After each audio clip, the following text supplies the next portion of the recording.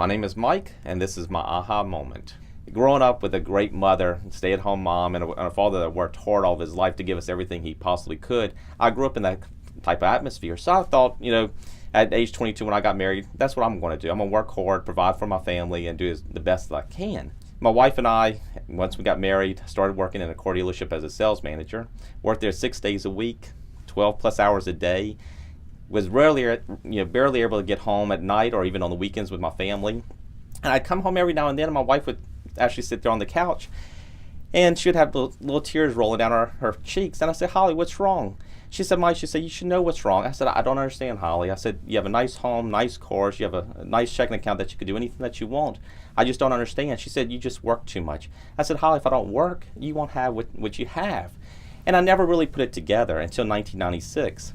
In 96, my father-in-law died of a quick cancerous glioblastoma. It actually dawned on me. Yeah, I was sitting there in the hospital, and her brother leaned down and kissed her dad on his lips. And I've never seen a man, be kissed on the lips like that. And at that moment, I said, here's a sense of family. Here's a sense of love that that was kind of different to me. And looking at him and all the promises he made to his family, when I retire, I'm going to do this. When I retire, I'm going to do that. He never did any of it. I'm doing the same thing with my life. I'm not spending time with my family. I'm making promises that I may never be able to keep, because we're never guaranteed the next minute, the next year, or the next 10 years. And at that point, I knew I had to make a change. I barely was able to get to the funeral. I was barely able to take time off to even attend to my wife and even to her family during this time. With the cutback in time and the cutback in hours and finding a new career, that's what made all the difference in the world, I think, to my family and to my wife.